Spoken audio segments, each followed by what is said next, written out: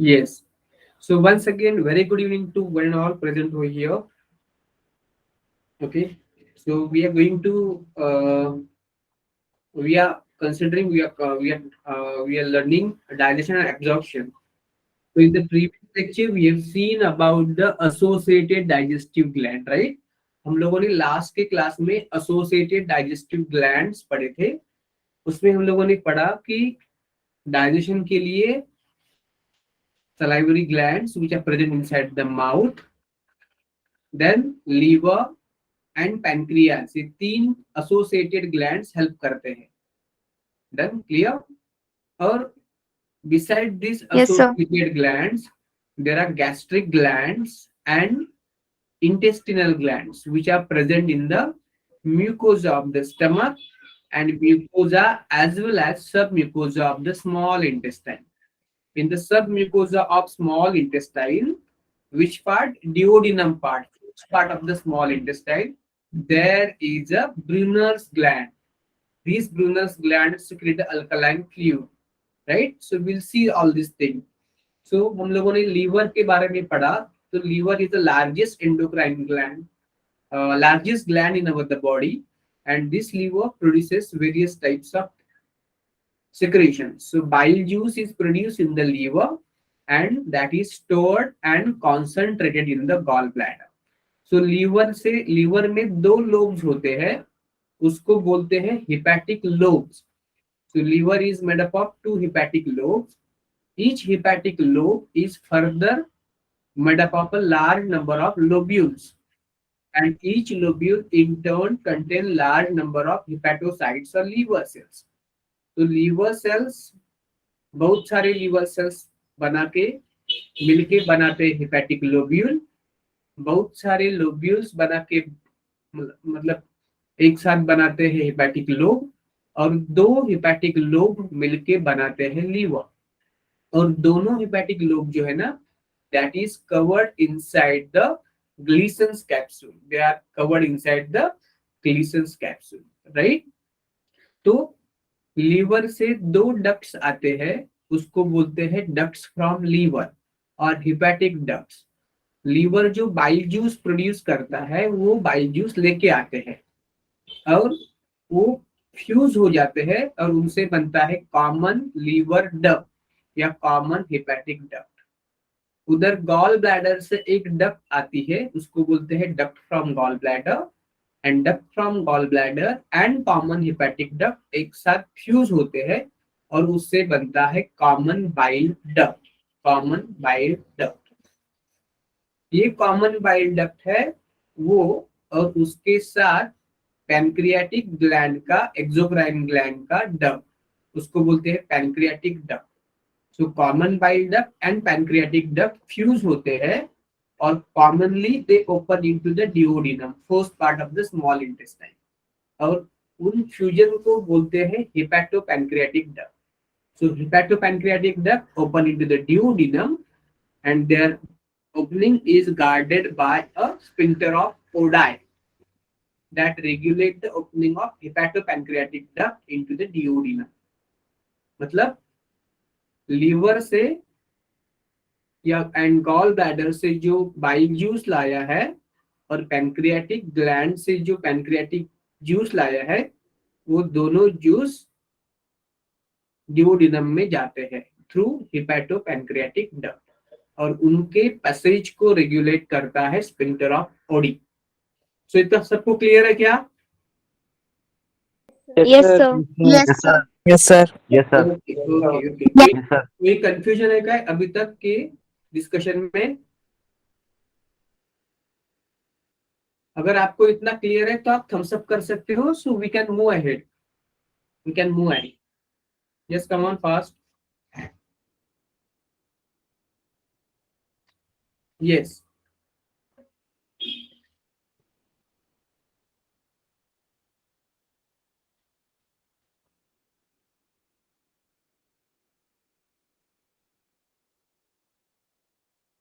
Yes yes. इसको कुछ doubt पूछना है तो डाउट. हाँ, राहुल, राहुल राव है क्या नाम है इनका? क्या समझ में आया बेटा आपको?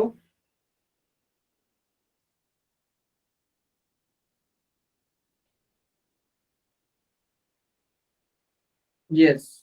What did you not understood? Rahul, हाँ बेटा बोलिए, मुझे पूछिए क्या समझ में नहीं आया आपको। Hello. No sir, yes sir, क्या बोल रहे हो, आपको क्या पता नहीं है, क्या मतलब समझ में नहीं आ रहा है आपको? क्लियर है सब राहुल?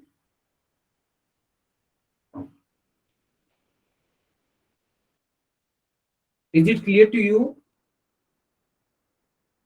क्या लेकिन इंटेस्टाइन का क्या?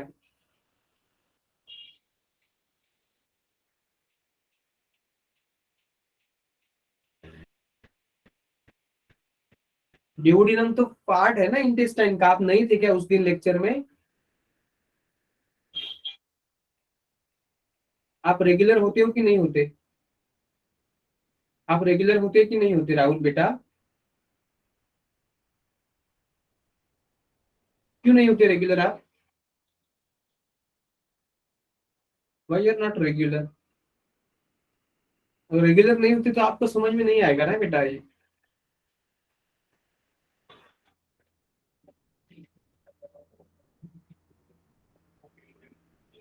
तो स्मॉल इंटेस्टाइन के तीन पार्ट होते हैं। पहला पार्ट डिओडिनम, दूसरा पार्ट जेजुनम, तीसरा पार्ट इलियम। पहला पार्ट डिओडिनम सी शेप रहता है। दूसरा पार्ट जो जेजुनम है वो लॉन्ग कॉइल्ड है, और लास्ट वाला पार्ट जो इलियम वो हाईली कॉइल्ड है। और ileum open into the caecum, first part of the large intestine, and their opening is guarded by ileocaecal wall. अभी क्लियर है? Now is it clear? Now it's clear? Come on fast.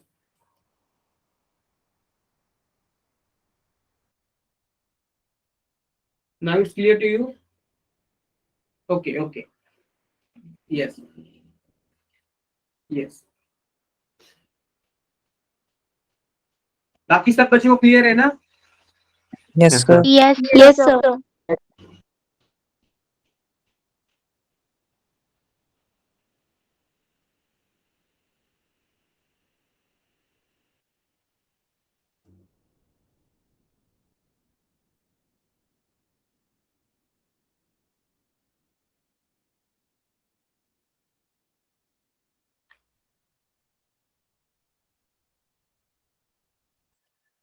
इस diagram को भूल जाओ, हाँ? इसको जरूरत नहीं है, it is not required, it is not required.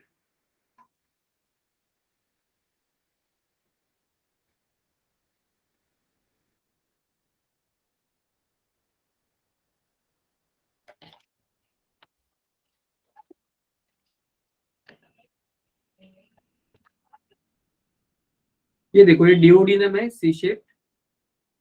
उसके बाद ये लॉन्ग कॉइल्ड है, लंबी बट कॉइल्ड वाली जेजुनम। और उसके बाद ये हाईली कॉइल्ड जो है ना, ये हाईली कॉइल्ड ये है इलियम। और ये ओपन होती है सिकम में। एक असेंडिंग कोलन है, ये ट्रांसवर्स कोलन है इधर से। ये डिसेंडिंग कोलन है, इधर सिग्मॉइड कोलन, और उसके नीचे है रेक्टम, और उसके नीचे एनस। ओके।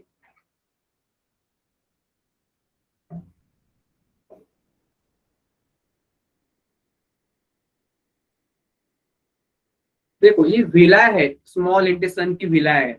मतलब स्मॉल इंटेस्टाइन का जो म्यूकोजा लेयर ना, लेयर है, उसको फोल्ड्स है फिंगर की तरफ, फिंगर लाइक फोल्ड, उसको बोलते हैं विलाय। और विलाय पे छोटे छोटे फोल्ड होते हैं, ब्रश बॉर्डर, उसको बोलते हैं माइक्रोविलाय। So this विलाय and on their surface जो ये ऐसे देखो, ऐसे ये विलाय है, ये ऐसे विलाय है, finger like processes small intestine में। और उसके पास क्या है, इसे माइक्रोविलाय है। तो ये एरिया ऑफ एब्जॉर्प्शन बढ़ाते हैं, they increase the area of absorption, they increase the area of absorption, right? और जो विलाय है ना, तो विलाय के बेस में ऐसे क्रिप्ट्स है, क्रिप्ट्स है ऐसे वैली जैसे, वैली जैसे। तो उनको बोलते हैं क्रिप्ट्स ऑफ लिबरक्यूल, क्रिप्ट्स ऑफ लिबरक्यूल।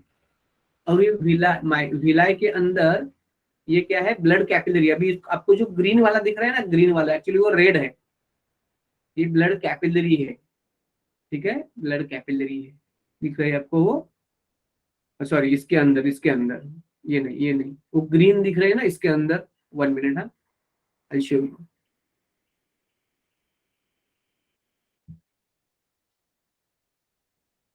ये जो दिख रही है ना आपको, ये ग्रीन जैसी, ये ग्रीन वाली अंदर की, वो कैपिलरी, एक्चुअली वो रेड कलर है, लेकिन वो मैंने कॉपी पेस्ट किया इधर ना, तो उसका मतलब ग्रीन बन गया है, इधर ब्लू है, मतलब ये ऐसे ब्लड कैपिलरी है, ऐसे ब्लड कैपिलरी है ऐसे। एक तरफ यहाँ से होती है रेड, और नीचे की तरफ मतलब इस तरफ की होती है ब्लू। तो ब्लू मतलब क्या, it collect the deoxygenated blood, और रेड मतलब क्या, it supply the oxygenated blood, right. ये ग्रीन वाली अंदर दिख रहे हैं ना, ये रेड वाले दिख रहे हैं ना अंदर, ये एक्चुअली ग्रीन कलर का दिख रहा है ना, ये एक्चुअली आर्टरी है, आर्टरी है। ये रेड दिख रही है आपको अंदर, सॉरी ग्रीन, तो एक्चुअली वो रेड है, कलर थोड़ा चेंज हुआ है, डायग्राम को कॉपी पेस्ट किया तो ये रेड वाली आर्टरी है। और ये जो ब्लू वाली दिख रही है ना, ब्लू वाली, वो वैन है, this is the van, okay. और जो येलो वाली दिख रही है ना आपको, येलो वाली, ये लैक्टियल है, मतलब ये है लिम्फेटिक कैपिलरी। क्या है ये, लिम्फेटिक कैपिलरी है, दैट एब्सॉर्ब फैट। मैं आपको समझा दूंगा क्या रोल है लिम्फेटिक कैपिलरी का। तो ये है इंटेस्टाइन के अंदर के फोल्ड, उस फोल्ड जो फिंगर जैसे फोल्ड है उसको बोलते हैं विलाय, और विलाय के ऊपर छोटे छोटे छोटे छोटे माइक्रोविला है, उसको बोलते हैं ब्रश बॉर्डर। और विलाय और माइक्रोविलाय क्यों है, to increase the surface area for absorption of the digested food, okay. और जो विलाय के बेस में ये क्रिप्ट ऑफ ल्यूबरक्यून है, जैसे ये विला है, सपोज ये विला है, तो ये विलाय के बेस में क्या है, क्रिप्ट ऑफ ल्यूबरक्यून है, ऐसे ऐसे क्रिप्ट ऑफ ल्यूबरक्यून। क्लियर, आपको ये डायग्राम क्लियर हो रहा है? Yes, sir. Yes, sir. Yes, sir. Okay, ये मैंने इधर निकाला, वो स्टमक है, स्टमक, देखो ये स्टमक है, ऐसे स्टमक। तो स्टमक के अंदर जो म्यूकोजा है ना, उसको विलाय नहीं होते, माइक्रोविलाय नहीं होते, उसको होते हैं म्यूकोजल फोल्ड, उसको बोलते हैं रूगी। क्या क्या बोलते हैं उसको, Rugi. रूगी बोलते हैं। और जब इसमें खाना भरते हैं ना हम लोग, खाना, तो खाना खाने से ये स्टमक का वॉल जो होता है ना, वो ऐसा डिस्टेंड हो जाता है, मतलब ये लंबा लंबा हो जाता है। तो उसकी वजह से ये जो रूगी होते हैं म्यूकोजल फोल्ड, वो डिसअपियर होते हैं, कम हो जाते हैं। ये देखो, उसके अंदर फूड भरा है, फूड, स्टमक के अंदर फूड आया, तो स्टमक का वॉल हो गया डिस्टेंट, और ये रूगी डिसअपियर हो गए, मतलब बहुत कम हो गए रूगी, प्लेन दिख रहा है अभी। क्लियर? Yes, sir. ओके। अब देखो ये विलाय मैंने निकाला है, विलाय, विलाय के ऊपर ये छोटे छोटे हैं माइक्रोविलाय या ब्रज बॉर्डर, उसके अंदर ये ब्लड कैपिलरी है, और उसके मतलब इसके बीच में ये लैक्टियल है, लैक्टियल मतलब लिम्फेटिक कैपिलरी, उसका रोल क्या है मैं समझा दूंगा। और ये जो ये म्यूकोजा है ना, म्यूकोजा, तो म्यूकोजा के अंदर है सब म्यूकोजा, सब म्यूकोजा को बोलते हैं लैमिना प्रोप्रिया, लैमिना प्रोप्रिया बोलते हैं सब म्यूकोजा को। सो लैमिया प्रोप्रिया क्या, लैमिना प्रोप्रिया क्या है, it is the submucosa of villi of small intestine, submucosa of villi of small intestine, okay. So villi के अंदर, विलाय का mucosa है, उसके अंदर सब म्यूकोजा है, तो सब म्यूकोजा, विलाय का जो सब म्यूकोजा है उसको बोलते हैं लैमिना प्रोप्रिया। क्या बोलते हैं उसको, lamina propria, lamina propria. Clear आपको इतना? Yes, sir. ये आपका आज का फर्स्ट लेक्चर है ना? Yes, sir. सेकेंड लेक्चर कब है आपका? Sir, 9 10 And 10. ओके। तो अभी ये बच्चे इतने कम क्यों हो गए, मुझे पता नहीं। आपके बैच में तो, बाकी के बैच में भर भर के बच्चे आ रहे हैं, 60 तक आते हैं, 60 तक। आपके बैच में 30 बच्चे हैं अभी।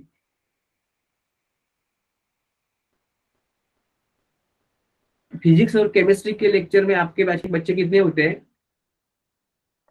Sir, 35 to 40. 35 to 40 इतने होते हैं? Yes, sir. Yes, sir. मतलब 4-5 बच्चे ज्यादा, 4-5 बच्चे ज्यादा रहते हैं क्या इससे? Yes, sir. Yes, sir. मतलब ज्यादा ऐसे कुछ फर्क नहीं है ना, 4-5 ही बच्चे आते होते हैं। Yes, sir. Yes, sir. Yes, sir. ठीक है। ठीक है, तो आपको समझ तो आ रहा है ना ये बायोलॉजी का, अच्छी तरह से समझ में आ रहा है ना? Yes, sir. Yes, sir. Okay. तो आपको ना मैंने बोला था कि फिजिक्स जो भी टेस्ट हो ना आपका, वो टेस्ट आप मेरे को उसका स्कोर भेज दीजिए ना। तो कुछ बच्चों ने ही सिर्फ भेजा, बाकी के बच्चों ने नहीं। आज अपना आशीष नहीं है क्या लेक्चर में? आशीष कुमारी होता है ना, आज नहीं है क्या? Yes, sir. No, sir. Last के लेक्चर में भी नहीं था, याद था। नहीं? Okay okay, will see. ठीक है ठीक है, लेक्चर्स तो रेगुलर अटेंड करो तो ही कुछ फायदा होगा। हाँ, Yes, sir. Yes, sir. 1 minute है बेटा, 1 मिनट।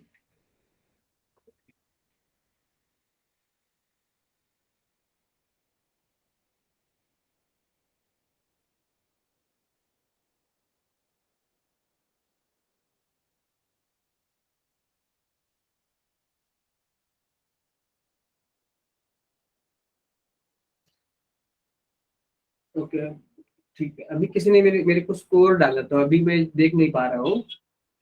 देखो अभी हम लोग फिजियोलॉजी ऑफ डाइजेशन शुरू कर दिया, डाइजेशन ऑफ फूड कैसे होता है, ठीक है? सबको क्लियर है ना? Alimentary Yes, canal, sir. Digestive gland सब क्लियर?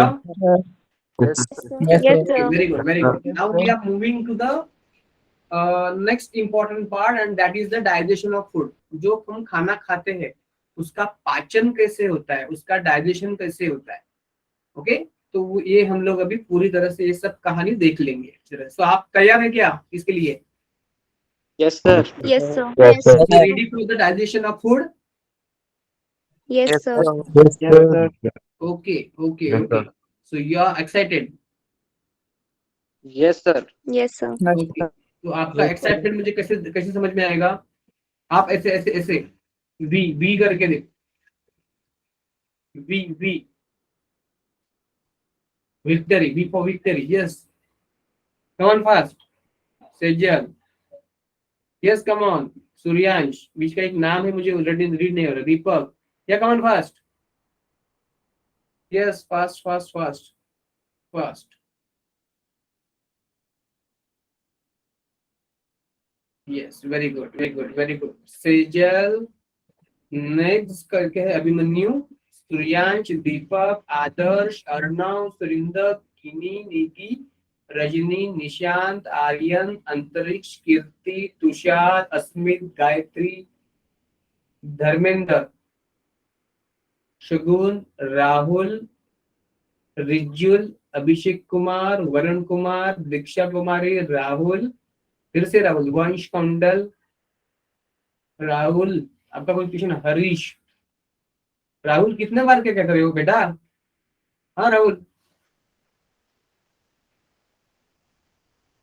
मयांक, शुभम, बाकी के बच्चे सबको सबको करना है, सबको करना है। अभी चार्ज रहना है लेक्चर, अभी इतना हम लोग खाते हैं उसका क्या होता है, तो you must be excited about it कि हम लोग खाते हैं उसका एक्चुअली होता क्या है।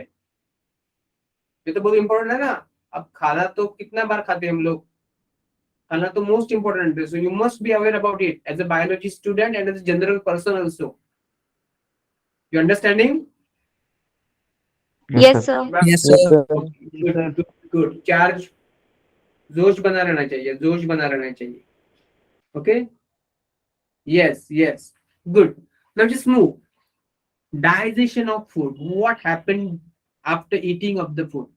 तो पहला क्या होता है कि हमारे टीथ में जो माउथ में जो टीथ है ना, तो टीथ का एक सरफेस है, सरफेस। तो टीथ का सरफेस को बोलते हैं इनैमल।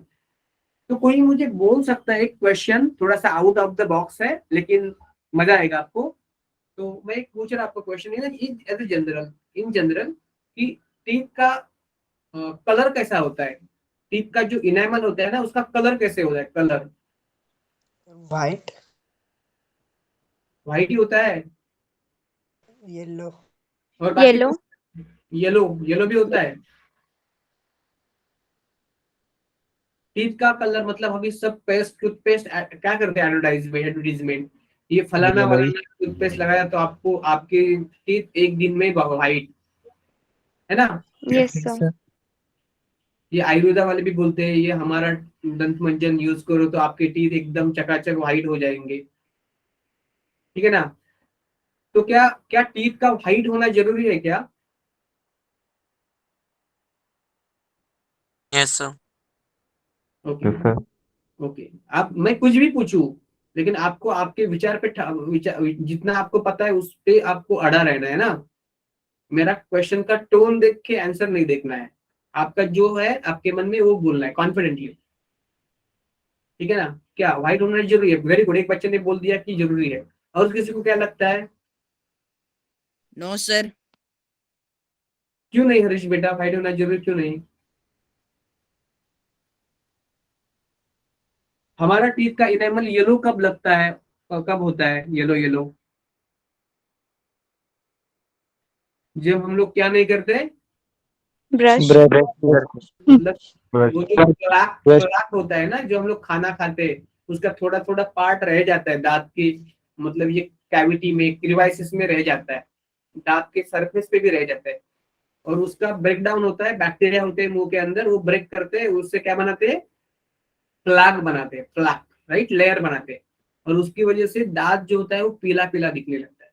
लेकिन एक बात आप ध्यान रखो कि जो इनेमल होता है ना वो किसी किसी और इंसान में थोड़ा सा येलो ही रहता है, ओरिजिनली येलो रहता है, ओरिजिनली येलो रहता है थोड़ा सा। तो कितना भी ये किया ना तो जाता नहीं वो, ठीक है ना। लेकिन इसका मतलब ये नहीं कि आप हम लोग ब्रश नहीं करेंगे और बोलेंगे हमारा इनेमल ही येलो है, ऐसा नहीं होता, ठीक है। क्लियर आपको? Yes, sir. Yes, sir. Yes, Yes. sir. Okay, so digestion, sir पीले दांत, सॉरी, सर पीले दांत क्यों होते हैं सर? हाँ किसी किसी का इनेमल बेसिकली ही येलोइश होता है, बेसिकली थोड़ा थोड़ा टिंच होता है येलोइश उसका, ठीक है। अभी उसके डिटेल में हम लोग इधर नहीं जाने वाले, इस आपके लेवल में नहीं जाने वाले, ठीक है। आप आपका आपका लिमिटेशन इतना ही है कि आप इतना ही ध्यान रखो कि किसी किसी का इनेमल थोड़ा सा येलो किसी कारण होता है, उसके पीछे क्या बायोलॉजी है उसमें अभी जाना नहीं है हमें, understood. Okay Yes, sir. Yes. क्योंकि Yes, उसमें sir. भी जाए ना तो हम बहुत बहुत आउट ऑफ द बॉक्स जाएंगे, क्योंकि हमें हमें कहा भी गए तो हमने नीट पे ही फोकस करना है mainly. Okay, so digestion of the food it's brought about by two ways. हमें पता है कि दो प्रकार होता है डाइजेशन का, एक होता है मैकेनिकल डाइजेशन और दूसरा होता है एंजाइमेटिक या केमिकल डाइजेशन। तो जब हम खाना खाते हैं, मुंह के अंदर लाते हैं खाना, तो अपना जो टीथ होते हैं, टीथ का जो सरफेस होता है इनेमल, वो हार्ड होता है, बहुत hardest substance in the body. तो with the help of that teeth enamel हम लोग फूड को छोटा छोटा करते हैं, चबाते चबाते चबाते बहुत सारा चबाते हैं। तो ये सपोज जो फूड खाया ना उसके बड़े बड़े पार्टिकल है, जो फूड है उसके बड़े बड़े पार्टिकल है। तो दांत ने क्या किया, मैकेनिकली उसको ब्रेक किया, साथ साथ मुंह के अंदर जो सलाइवा था, सलाइवा में एंजाइम थे, सलाइवरी अमाइलेज, तो उसका सलाइवा का एंजाइम सलाइवरी अमाइलेज और दांत का एक्शन मैकेनिकल डाइजेशन, वो दोनों की तरफ से हेल्प से ये फूड के जो बड़े बड़े पार्टिकल थे उसके छोटे छोटे पार्टिकल्स हो गए, छोटे छोटे पार्टिकल्स हो गए, understood. Yes, sir. Yes, Yes. sir.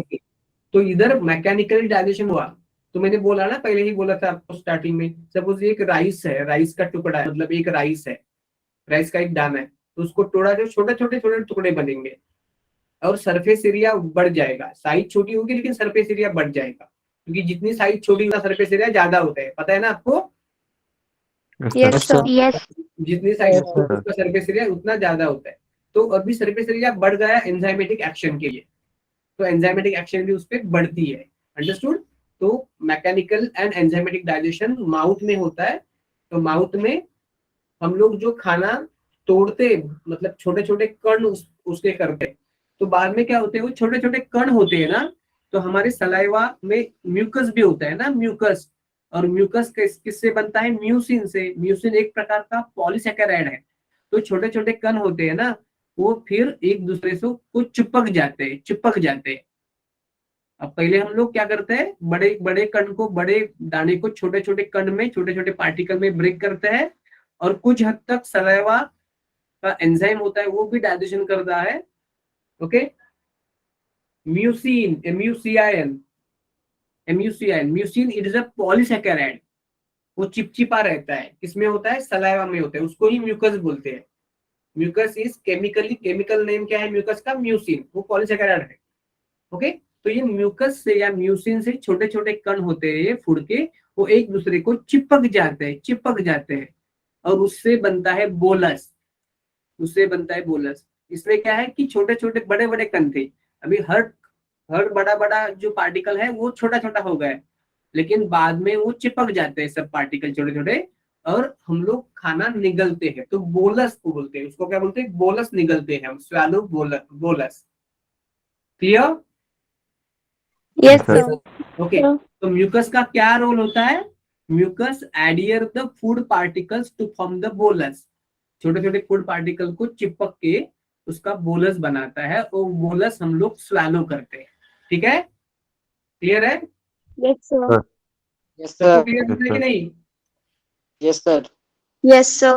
Okay, सबको बोलना चाहिए यार, यस नो इतना तो बोलना है, मैं तो कोई बड़ी बड़े सवाल नहीं पूछ रहा हूँ आपका। देखो, माउथ के अंदर सलाइवा होता है, सलाइवा।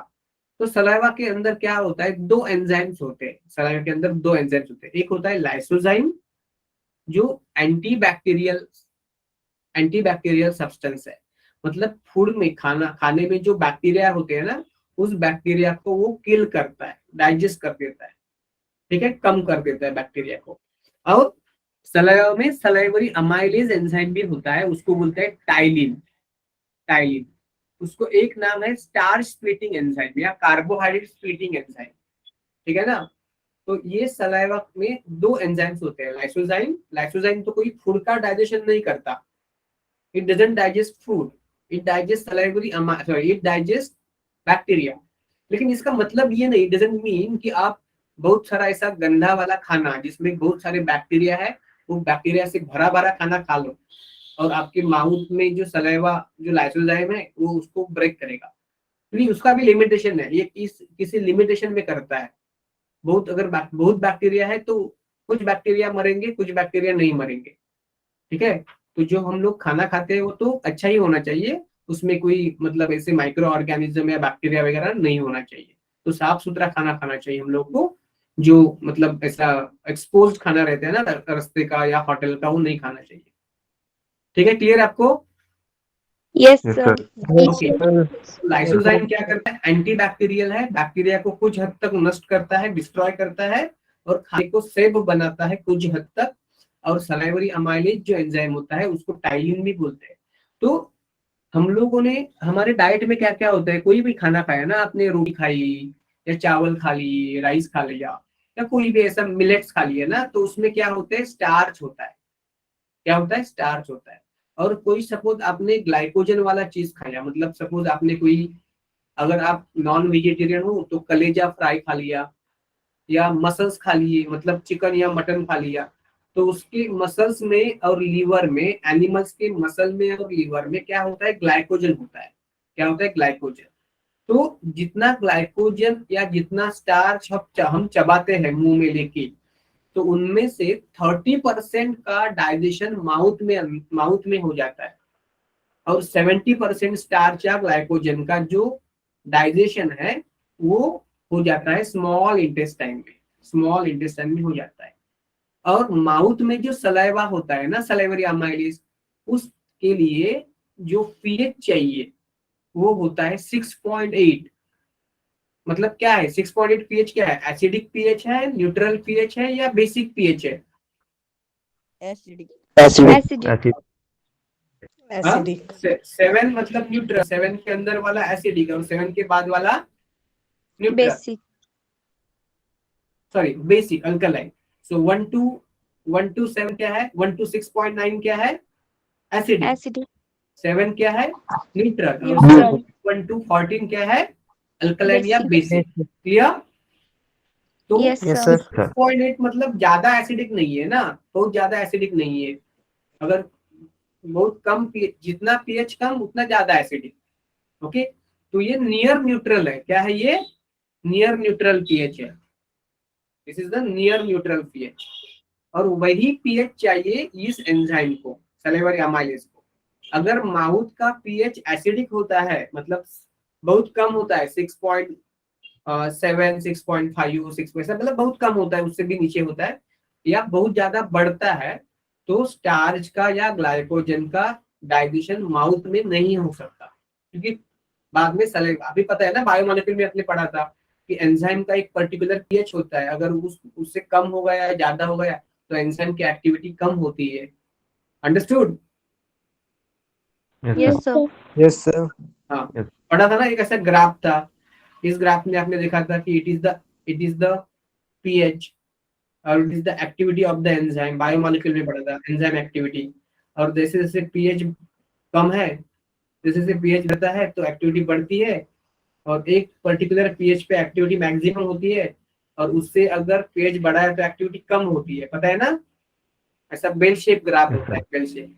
तो जिस Yes, पीएच sir. पे एंजाइम की एक्टिविटी मैक्सिमम होती है, ये यहाँ पे देखो, मैक्सिमम एक्टिविटी, उस पीएच को बोलते हैं ऑप्टिमम पीएच। क्या बोलते हैं? Optimum pH. मतलब उससे उससे कम या उससे ज्यादा पीएच है तो एंजाइम का एक्टिविटी कम होगा, और उसी ऑप्टिमम पीएच को एंजाइम का एक्टिविटी बहुत ज्यादा होगा। Understood? Yes, sir. Yes, Yes, sir. So this will be the optimum pH. It will be the optimum pH for the particular enzyme. और वो अलग अलग एंजाइम के लिए अलग है ऑप्टिमम पीएच, अलग अलग एंजाइम। तो सलाइवरी अमाइलेज के लिए ऑप्टिमम पीएच क्या है? 6.8 है। ओके, तो स्टार्च का, ग्लाइकोजन का, वो की होते हैं पॉलीसेकेराइड, उसमें से 30% का डाइजेशन होता है माउथ में। और क्या है, कंप्लीट डाइजेशन है क्या? माल्टोज बनता है। माल्टोज क्या है? Disaccharide, right. सो स्टार्च में क्या होता है? बहुत सारे glucose glucose glucose glucose glucose बहुत सारे रहते हैं स्टार्च या ग्लाइकोजन में, और माल्टोज में तो सिर्फ 2 ही ग्लूकोज रहते हैं ना, ग्लूकोज एंड ग्लूकोज। तो ये हो गया डाइसेकेराइड। क्या बना? डाइसेकेराइड। यू अंडरस्टैंडिंग और not? Yes, sir. Yes, sir. Okay, Yes, sir. तो Yes, sir. जब स्टार्च का सर। पूरा ब्रेक डाउन होके माल्टोज का भी ब्रेक डाउन होगा और ग्लूकोज बनेगा ना, तो हम लोग बोलेंगे कि digestion is completed. Starch to maltose और माल्टोज टू ग्लूकोज, ग्लूकोज बनना चाहिए, माल्टोज ब्रेक होके ग्लूकोज बनता है। तो अब जब तक माल्टोज ब्रेक नहीं होता तब तक वो डाइजेशन इनकम्प्लीट है, पार्शियल है। तो ये माउथ में डाइजेशन जो है ना स्टार्च या ग्लाइकोजन का, वो पार्शियल डाइजेशन है। कैसे? ये पार्शियल डाइजेशन है। Okay, clear? Yes. Yes, sir. Yes, Yes, sir. Okay, ये जो Yes, सलाइवा sir. होता है ना, तो सलाइवा में और क्या हो रहा है? सलाइवा में और होता है, ये तो म्यूकस तो हम लोगों ने लिख लिया, म्यूकस भी होता है सलाइवा में, म्यूसिन से बनता है वो। और क्या होता है सलाइवा में? सलाइवा में आयंस होते हैं। कौन से आयंस होते हैं? लाइक सोडियम, ठीक है, potassium, chloride, bicarbonate. Clear? Yes, sir. Yes, sir. ये आयंस भी सलाइवा में होते हैं। तो ये पीएच 6.8 मतलब नियर न्यूट्रल पीएच, ये कौन बनाता है? ये उसके अंदर जो बाइकार्बोनेट आयंस वगैरह होते हैं ना, वो उसका पीएच 6.8 तक बनाते हैं। Understood? yes, sir. Yes. Yes, Yes, sir. sir. Yes, sir. तो आप अगर ये खा रहे हो, क्या खा रहे हो? राइस खा रहे हो या रोटी खा रहे हो या कोई भी ऐसा खा रहे हो जिसमें स्टार्च हो या ग्लाइकोजन हो, अब उसमें आपने क्या किया? लेमन ले लिया, लेमन, और लेमन का स्क्वैश कर दिया, स्क्वैश, ठीक है। और अभी ये राइस आप खाने लगे, तो क्या राइस का डाइजेशन अच्छी तरह से माउथ में होगा? उसमें नींबू मिला है तो, नींबू का जूस मिला है तो होगा क्या? No, sir. No, sir. No, No, sir. sir. क्यों नहीं होगा? क्यों नहीं होगा? Sir, lemon acid. होता है। ज्यादा क्योंकि उसका पीएच क्या होगा? एसिडिक बन जाएगा। क्या बन जाएगा? एसिडिक। और Acidic. पीएच बदलता है तो सलाइवरी अमाइलेज या कोई भी एंजाइम ऑप्टिमम पीएच पे ही काम करता है, right? Okay, Yes, sir. Yes, तो sir. उसका डाइजेशन प्रॉपर नहीं होगा। Is it clear to you? Yes. Yes. Yes, sir. Yes, Yes, sir. sir. देखो, ओके, सो सलाइवरी अमाइलेज को स्टार्च स्प्लिटिंग एंजाइम भी बोलते हैं, या कार्बोहाइड्रेट स्प्लिट एंजाइम भी बोलते हैं, क्योंकि कार्बोहाइड्रेट को स्प्लिट करता है, कार्बोहाइड्रेट स्प्लिटिंग एंजाइम भी बोलते हैं। ठीक है, तो क्या किया, माउथ में चबाया खाना, खूब सारा चबाया, इतना चबाया कि उसमें पूरा घुल मिल गया सलाइवा। आपकी टंग थी, टंग ने इधर उधर फूड को मूव किया, तो सब जगह से फूड का बारीक बारीक मतलब छोटा छोटा पार्टिकल हो गया, बहुत छोटा पार्टिकल हो गया फूड का, और उसके साथ सलाइवरी अमाइलेज ने उसके कार्बोहाइड्रेट को, स्टार्च या ग्लाइकोजन को ब्रेक करके माल्टोज बनाया। लेकिन वो 100% स्टार्च ब्रेक नहीं होता, 30% ही स्टार्च माउथ में ब्रेक होता है, उससे आगे नहीं होता। Understood? Yes sir. Yes, sir. एक बात बोलिए कि फिर भी छोटा छोटा मतलब बहुत बार चबाना क्यों जरूरी है माउथ में?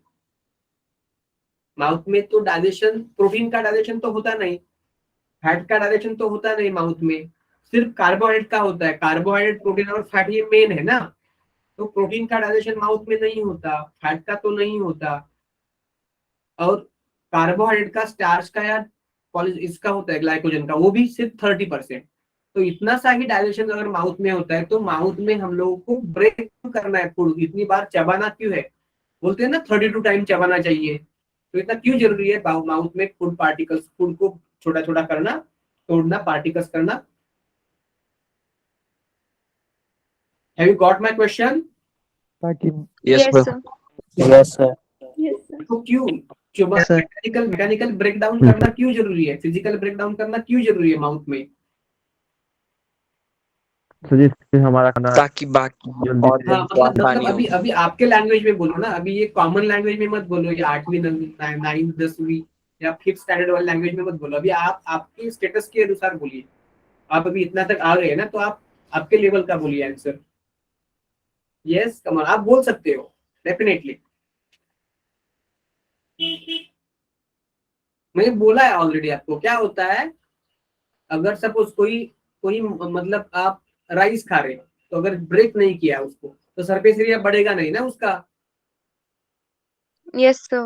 सरफेस एरिया बढ़ेगा तो ही उस पे अच्छी तरह से एंजाइम ब्रेक करेगा ना उसको बाद में। Done? Clear? Yes, sir. Yes sir. Okay. उसके बाद क्या होता है, छोटे छोटे पार्टिकल्स होते हैं, वो एक दूसरे से चिपक जाते हैं और उसका बोलस बनता है। उसको कौन चिपकाता है? म्यूकस। म्यूकस, म्यूकस चिपकाता है। और बाद में हम लोग क्या करते हैं, डीग्लूटेशन करते हैं, मतलब खाना निगलते हैं, स्वैलो करते हैं।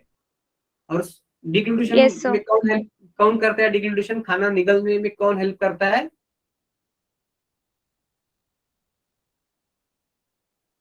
अरे खाना कैसे निगलते हैं हम लोग, आपने कभी मतलब एहसास नहीं किया कि how we are angle swallowing the खाना, जो खाना खा रहे हैं Sir, by सलाइवा। कहाँ से? saliva. Sorry, saliva. नहीं, खाना swallow कैसे होता है? खाना नीचे कैसे जाता है, नीचे फूड पाइप में, इसोफेगस Esophagus. कैसे जाता है? कैसे जाता है खाना उसके अंदर, इसोफेगस के अंदर, swallowing, टंग, कैसे? Tongue and फैरिंग्स, tongue and फैरिंग्स, right?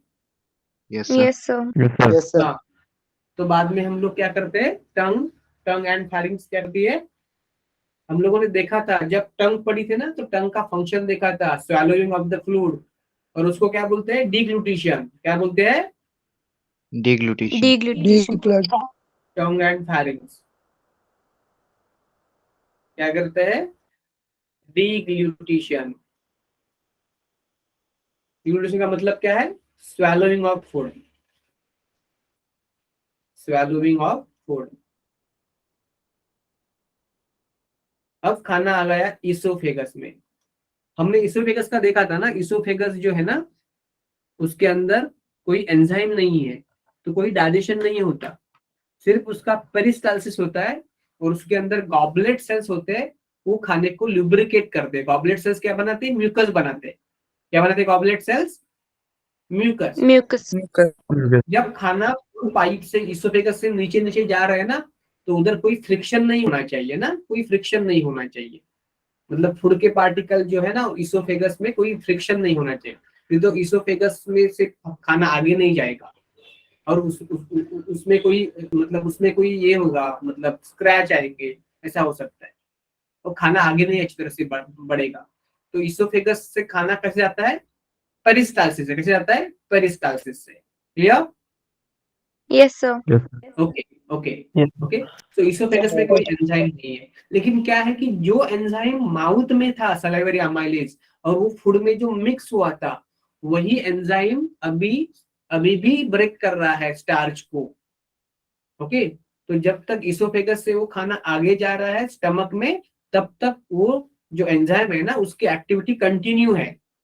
देखो इधर लिखा है मैंने, but the activity action of salivary amylase continue in oesophagus. ठीक है, जैसे ही इसोफेगस से खाना जाता है स्टमक में, क्योंकि oesophagus open into the cardiac stomach, understand, remember? Yes, sir.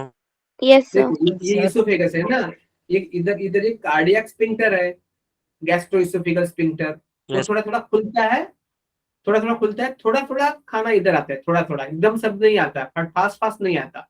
तो थोड़ा थोड़ा खाना इधर इधर इधर आके खाना जमता है, सब एक्यूमुलेट होता है, और उसे थोड़ा थोड़ा खाना अंदर आता है, थोड़ा थोड़ा खाना अंदर आता है।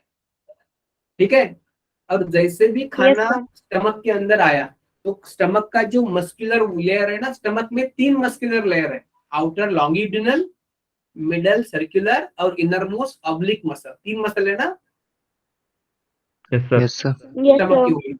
तो इसलिए स्टमक ऐसे रैपिडली कॉन्ट्रैक्ट करता है, रैपिडली कॉन्ट्रैक्ट होता है। तो क्या होता है जब स्टमक ऐसे रैपिड कॉन्ट्रैक्ट होता है ना, तो स्टमक के अंदर जो जूस होता है उसको बोलते हैं गैस्ट्रिक जूस।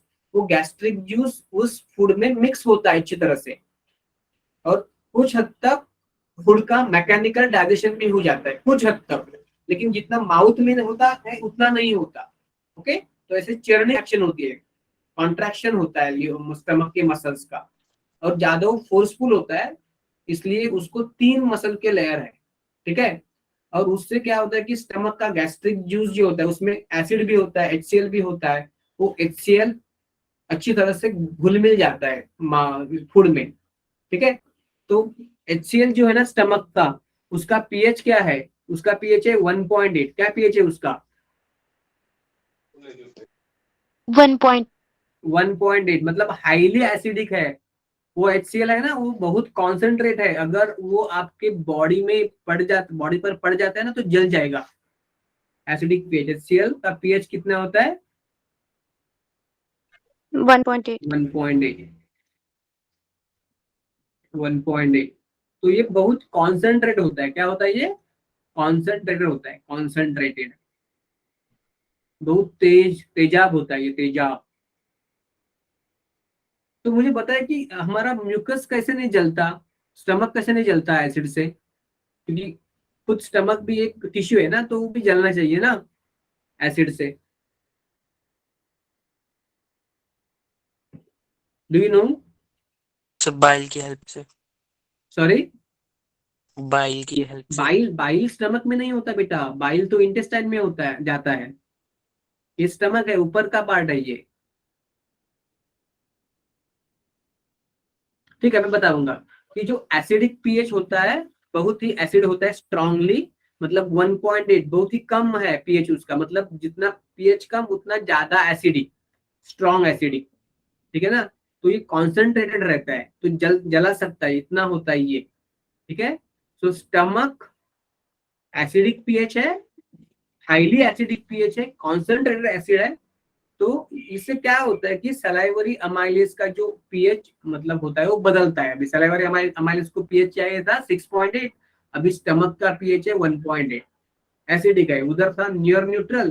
तो जैसे ही ये खाने में स्टमक में आने के बाद एसिड मिक्स होता है HCl, तो उसकी वजह से सलाइवरी अमाइलेज का जो एक्शन माउथ में शुरू हुआ था, इसोफेगस में कंटिन्यू था, वो अभी माउथ स्टमक में आके बंद हो जाता है। So it stop the action of salivary amylase on food, it stop the action of salivary amylase on food. इतना कवर? ओके, यस बेटा, बिल्कुल सही। म्यूकोजा प्रोटेक्ट, क्या लिखा आपने? Mucosa protect, 1 minute, I'll see. Nishant बोले क्या म्यूकोजा प्रोटेक्ट करती है stomach layer. Mucosa mucosa mucosa protect नहीं करती बेटा। म्यूकोजा म्यूकोजा तो खुद इतना सॉफ्ट है तो वो किसी भी तरह से जल जाता है। म्यूकोजा नहीं प्रोटेक्ट करती, मैं बोल रहा हूँ आपको। I come to that point, I come to that point. Now pay attention here. No issue बेटा, no issue, no issue. I clear everything, I clear everything. Yes, okay. अभी ध्यान दो, आप पूरा ध्यान दो इधर। तो क्या होता है इधर कि पहला तो एसिड मिक्स हुआ फूड में, तो सलाइवरी अमाइलेज का एक्शन अभी स्टॉप हुआ। अगर हम लोग उस खाने में अगर नींबू मतलब नींबू स्क्वीज करें तो वहां पे ही एक्शन रुक जाएगा। तो जिस फूड में स्टार्च ज्यादा होता है ना, वो जब हम लोग माउथ में चबा रहे हो ना, तब उसमें कोई नींबू नहीं मिक्स करना है, एसिडिक नहीं खाना। कोई कोई लोग ना ये मतलब जो कोल्ड ड्रिंक्स होते हैं ना, सॉफ्ट ड्रिंक्स, वो पीते हैं फूड के साथ साथ, मतलब रोटी के साथ या राइस के साथ बीच बीच में। तो उससे भी डाइजेशन अच्छा नहीं होता, क्योंकि उसमें भी एसिड होते हैं ना, उसमें भी एसिडिक होते हैं। Okay, Yes, sir. Yes, Yes, sir. Carbonic acid Yes, होता है, sir. क्या होता है, कार्बोनिक एसिड होता है, राइट। Yes, sir. ओके, अभी Yes, मैंने sir. बोला कि स्टमक का जो म्यूकोजा है ना, उसको फोल्ड होते हैं, उसको बोलते हैं रूगी। बट जब स्टमक में फूड आता है तो ये रूगी डिसअपियर होते हैं। देखा है ना आपने, ये रूगी स्टमक Yes, में sir. फूड आया तो रूगी क्या हो गई, डिसअपियर हो गई, या कम, बहुत कम दिख रहे हैं अभी। देखो देखो, स्टमक के जो म्यूकोजा है उसमें गैस्ट्रिक ग्लैंड्स होते हैं। हमने देखा ना कि एसोसिएटेड ग्लैंड तीन है, तीन टाइप के हैं। एक तो है सलाइवरी ग्लैंड, माउथ में होते हैं। दूसरा है लीवर, तीसरा है पैनक्रियास। और उससे भी और टाइप के ग्लैंड्स होते हैं, जो कि स्टमक के ग्लैंड्स को बोलते हैं गैस्ट्रिक ग्लैंड, और इंटेस्टाइन के ग्लैंड्स को बोलते हैं इंटेस्टिनल ग्लैंड्स। तो गैस्ट्रिक ग्लैंड्स कैसे होते हैं, देखो इधर मैंने चित्र बनाया है गैस्ट्रिक ग्लैंड। तो ऐसे गैस्ट्रिक मतलब इधर मैंने डायग्राम भी बनाया, अभी तो फिर से बनाऊंगा इधर। देखो कैसे होते हैं स्टमक के अंदर के म्यूकोजा में गैस्ट्रिक ग्लैंड्स। देखो सपोज ये स्टमक है,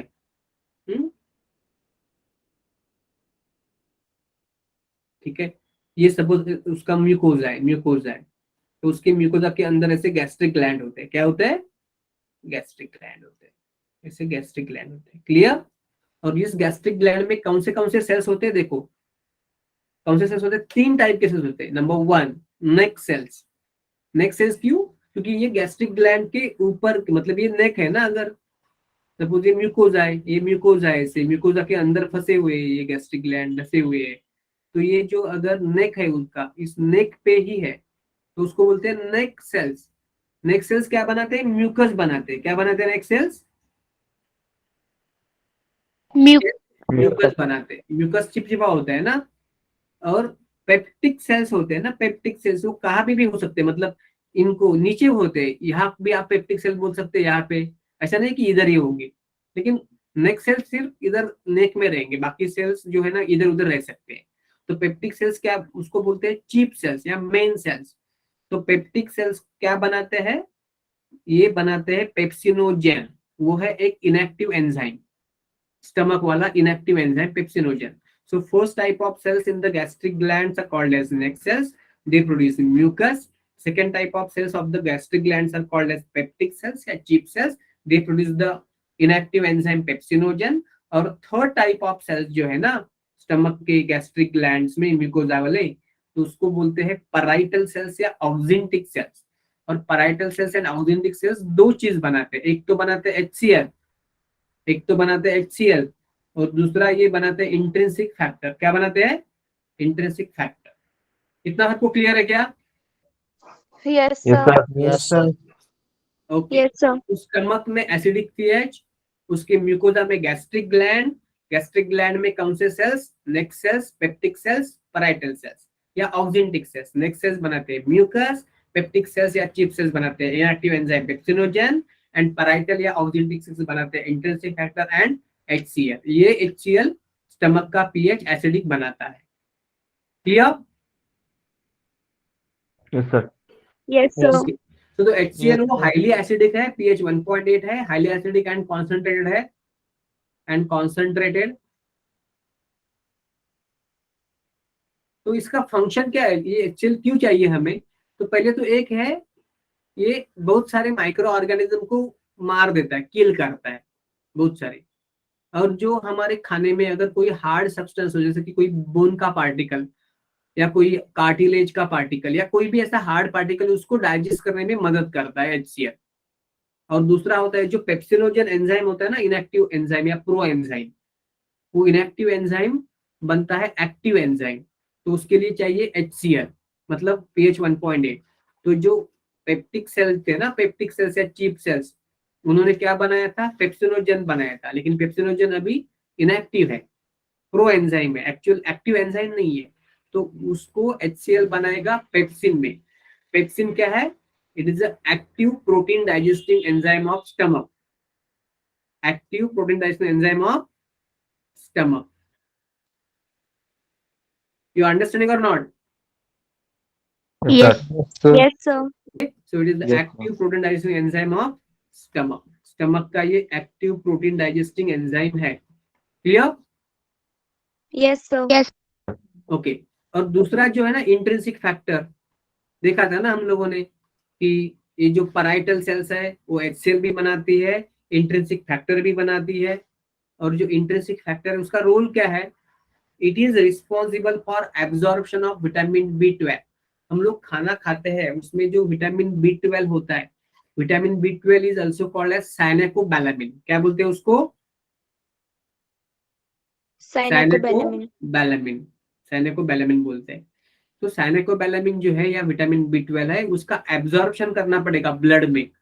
ये कौन करता है? इंट्रिंसिक फैक्टर करता है, इंट्रिंसिक फैक्टर। इसका मतलब अगर आपके किसी के स्टमक, कोई भी मतलब इंसान हो, उसके स्टमक के अगर पैराइटल सेल्स खराब हो गए या उसका इंट्रिंसिक फैक्टर कम बना, इंट्रिंसिक फैक्टर जितना चाहिए उतना नहीं बना, तो उसको बोलते हैं पर्नीशियस एनीमिया। क्या बोलते हैं उसको? पर्नीशियस एनीमिया बोलते हैं। क्या बोलते हैं उसको? एक डिजीज होता है, अगर इंट्रिंसिक फैक्टर जो है ना वो अगर कम बना स्टमक में, इफ इट इज डिक्रीज, मतलब अगर कम बना उसका लेवल, जितना चाहिए बॉडी को उतना नहीं बना है, अगर उससे कम बना है, if it is decrease, then क्या होता है? उससे होता है डिसीज, उसको बोलते हैं पर्नीशियस एनीमिया। पर्नीशियस एनीमिया मतलब क्या होता है कि देखो, ये जो विटामिन B12 है ना, वो चाहिए RBC बनाने के लिए, उसको बोलते हैं इरिथ्रोपोएसिस, फॉर्मेशन ऑफ RBC। और RBC कहाँ बनता है? एडल्ट में बोन मैरो में बनता है। कहाँ पे बनता है? Hello, Bone marrow. Bone marrow में बनता है। तो वो RBC बनाने के लिए विटामिन B12 चाहिए होता है। अगर विटामिन B12 नहीं है, सफिशिएंट, कम है, तो RBC ज्यादा नहीं बनेंगे, कम बनेंगे। और RBC कम मतलब एनीमिया, पता है ना आपको? Yes, sir. हाँ, लेकिन Yes, sir. ये एनीमिया क्यों है? आपने एनीमिया का बहुत सारा रीजन है। अगर आपका बहुत ब्लड लॉस हो गया है तो एनीमिया हो सकता है। अगर खाने में आपके आयरन नहीं है, तो हीमोग्लोबिन नहीं बन रहा है, तो RBC भी नहीं बन रहे हैं, तो एनीमिया है। और बहुत सारे कारण है। अगर आपको जॉन्डिस है तो भी एनीमिया हो जाता है, क्योंकि जॉन्डिस में लीवर जो होते हैं ना, वो बहुत ज्यादा RBC को तोड़ देते हैं। तो RBC कम होती है मतलब एनीमिया होता है। इस एनीमिया का रीजन अलग है। इंट्रिंसिक फैक्टर जो विटामिन B12, मतलब आप विटामिन B12 खा रहे हो अच्छी तरह से, लेकिन वो यूज ही नहीं हो रहा है बॉडी में, क्योंकि उसको एब्जॉर्ब भी नहीं हो रहा है ब्लड में, क्योंकि जो एब्जॉर्प्शन के लिए इंट्रिंसिक फैक्टर चाहिए वही कम है किसी कारणवश। तो उससे एनीमिया होता है, उसको बोलते हैं pernicious anaemia. Have you understood all this thing? Sir. Yes. Yes, Yes, sir. sir. Clear? Yes. Yes. Okay, okay, ठीक है, ठीक है। तो अगर आपको इतना क्लियर है तो आप थम्स अप कर सकते हो, या फिर आप कोई डाउट पूछ सकते हो, क्योंकि 2 ही मिनट बचे, एक 1.5 मिनट बचा है, तो मैं अभी नया पार्ट नहीं ले रहा हूँ। इंट्रिंसिक फैक्टर मतलब एक कोई ऐसा मॉलिक्यूल है, इसलिए इतना ध्यान रखो अभी। वो क्या करता है? इंट्रिंसिक फैक्टर एब्सॉर्ब करवाता है स्टमक में जो विटामिन B12 हम लोग खाते हैं वो स्टमक में जाता है, और स्टमक से वो ब्लड में एब्जॉर्ब होता है। अगर इंटरेस्टिंग फैक्टर नहीं है तो एब्जॉर्ब नहीं होगा। ठीक है, that is enough. Clear? Hello sir. Yes sir. Yes, sir. One minute Varun, hello sir. 1 minute. किसी को कुछ मतलब है डाउट है? नहीं तो आप थम्स अप कर सकते हो, थम्स अप कर सकते हो, क्योंकि अभी हमारा लेक्चर भी खत्म हो रहा है, तो मुझे पता होना चाहिए कि आपको क्लियर है नहीं। हाँ वरुण बेटा बोलो। सर लास्ट बार करवाना सर। क्या सर लास्ट बार रिपीट करवाना। क्या मतलब एग्जैक्टली क्या रिपीट करूँ? लास्ट बार मतलब क्या? देखो, अगर आपके स्टमक में जो पैराइटल सेल्स है या ऑक्जेंटिक सेल्स उसको बोलते हैं, अगर उन्होंने इंट्रिंसिक फैक्टर जितना चाहिए उतना नहीं बनाया, वो कम हो गया बॉडी में, तो वो क्या करता है? इंट्रिंसिक फैक्टर विटामिन B12 जो होता है ना फूड में, खाना खाने में, मतलब खाने में जो विटामिन B12 होता है उसको ब्लड में एब्सॉर्ब करवा लेता है। मतलब आपने विटामिन B12 खाया है लेकिन खाने में है, लेकिन वो आपके ब्लड में एब्जॉर्ब नहीं हुआ, तो उसका कोई फायदा नहीं। तो विटामिन B12 का रोल क्या है? Formation of RBC in the bone marrow. मतलब विटामिन B12 नहीं है या कम है तो अच्छी तरह से आरबीसी नहीं बनेंगे। आरबीसी कम होते हैं तो उसको बोलते हैं एनीमिया, और अगर इंट्रिंसिक फैक्टर कम होने से बनते हैं तो उसको बोलते हैं परनिशियस एनीमिया। अभी क्लियर है Varun? Yes sir. Okay okay, ठीक है ठीक है। किसी को और कोई डाउट है? No sir. No sir. ठीक है, तो आप ना मतलब ये थोड़ा एक्टिव रहो बेटा सब लोग, और मतलब सवाल पूछो, जवाब ले लो मेरे से, लेकिन बहुत बाहर का नहीं जाना है हमको, क्योंकि बाहर के चक्कर में हम लोग सिलेबस का नहीं करते। ठीक है ना? Yes yes sir. सर। हाँ, जितना सिलेबस में हो पहले पक्का कर दो, इतना पक्का कर दो कि उस पर कोई भी क्वेश्चन आए तो आपको उसका आंसर देना चाहिए, मतलब आना चाहिए। और दूसरी बात, आप क्वेश्चन पूछते रहो, क्वेश्चन पूछते रहो, क्वेश्चन पूछते रहो। ठीक है? अब यस रेगुलर Yes. रहो। और ये आपको ये याद नहीं रहता, मैं पूछता हूँ कि आपने आपको लास्ट टाइम कितना पढ़ा था, मतलब आप पढ़ते नहीं, पढ़ के आपने पढ़ना चाहिए। और जब मेरा लेक्चर होता है ना उसके बाद पहले इसको एक बार रिवाइज करके आ जाओ आप, कुछ आधा घंटा वगैरह रिवाइज करके आ जाओ। ठीक है? Yes sir. Yes sir. हाँ हाँ हाँ, ठीक है, okay, thank you, thank you. Good night, sir. Good night, good good night. Night और सर। मैंने असाइनमेंट भेजे तो गुड सॉल्व नाइट कर रहे सर। हो? सर असाइनमेंट कर रहे हो कि नहीं? Yes Yes, sir. sir. हाँ, यस। ओके ठीक है। Yes, good night sir. Good night, good night, चलो।